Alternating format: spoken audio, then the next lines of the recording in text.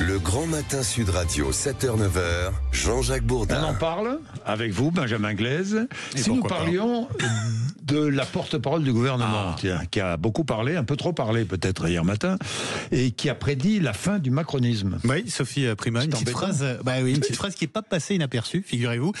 On le rappelle, Sophie Primas, donc, qui est porte-parole du gouvernement, elle est également membre du Parti Les Républicains. Hier, elle était l'invitée de Sonia Mabrouk sur CNews. Écoutez la séquence. Bruno Retailleau a rappelé, il n'est pas macroniste, donc on peut... Moi non plus.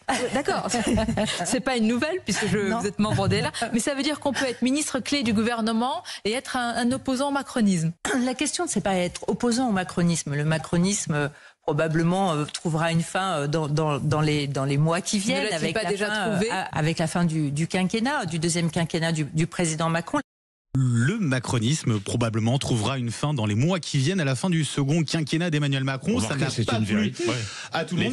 Mais certains n'ont pas apprécié cette sortie. Réaction, tenez, alors cette fois-ci une ancienne porte-parole du gouvernement macroniste. Elle, Prisca Thévenot, elle n'a pas mâché ses mots hier sur BFM. Ce qu'il faut rappeler peut-être, c'est qu'il n'est pas demandé à Sophie Primas de devenir macroniste. En revanche, on attend un peu de respect. Un peu de respect quand on sait qu'on est issu d'une famille politique qui a fait 4,8% aux dernières présidentielles et que malgré tout, on se retrouve aux responsabilités et à de hautes responsabilités. Donc, elle est ingrate ? Non, je parle de respect, vraiment. Donc elle a manqué de respect. Ben oui, je le trouve profondément. Elle parle de respect. Prisca Thévenot qui rappelle au passage le score de la candidate LR aux dernières présidentielles, 4,8%. C'était pour Valérie Pécresse au premier tour. Alors ça chauffe dans le bloc central. Et forcément, on attendait la réaction du patron des macronistes, Gabriel Attal, qui finalement a pris la parole dès hier matin. Alors en réunion de groupe à l'Assemblée nationale, propos rapportés, tenez, du côté du Parisien aujourd'hui en France. Voici ce qu'il aurait dit. J'ai eu le Premier ministre au téléphone, François Bayrou, qui ne partage pas ses propos. J'ai eu ensuite Sophie Primas au téléphone, là aussi, qui m'a présenté ses excuses. Elle m'a parlé d'une maladresse. Bon, franchement, est-ce que il y a de quoi agiter le bocal, si je puis dire. Vous savez ce qu'il y a de fascinant, Jean-Jacques, dans cette histoire ? Vous savez ce qu'il y a de fascinant ? Il fut un temps dans la vie politique de ce pays où une telle sortie aurait été immédiatement sanctionnée. Un porte-parole du gouvernement qui dit c'est fini, c'est mort là. Oui, mais elle dit ce sera mort à la fin du mandat, mais c'est vrai. Ça veut dire qu'aussi que le palais de l'Élysée ne fait plus autorité. C'est le cas depuis la dissolution ratée de l'année dernière.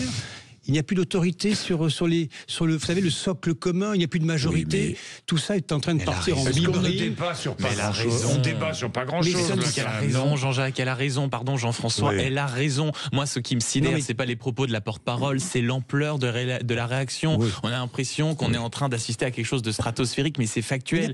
Et avoir des leçons de tenue de la part du groupe de Gabriel Attal, qui a tout fait pour miner Michel Barnier en coulisses, en public, qui s'est précipité sur les plateaux télé au moment du budget, ça a toujours existé, ça. Donc quand c'est la porte-parole du gouvernement, c'est scandaleux. Par contre, Gabriel Attal, ça a toujours existé. Non, mais c'est factuel. Gabriel Attal, mais j'ai pas aimé ou pas aimé, mais j'aime bien. Non, mais alors, pardon, Gabriel Attal. Alors, comme le pays va mal et qu'on est au bord de la Troisième Guerre mondiale, Gabriel Attal. Alors, faut faire un truc contre les écrans en s'inspirant de la Chine. Voilà.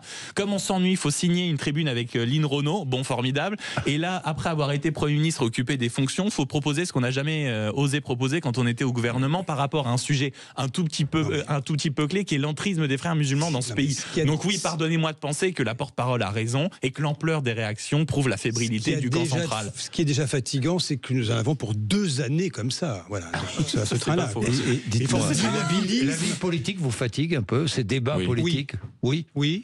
Franchement, non, oui. La vie politique, non, les acteurs, oui. La politique, logiquement, elle est là pour changer la vie des gens, en fait. Elle n'est pas là pour s'auto-suffire à elle-même. C'est ça le problème. C'est que là, nous en avons pour 2 années à ce rythme, une forme d'immobilisme, d'auto-annulation des forces des uns et des autres. Et pendant ce temps, le monde change à toute vitesse.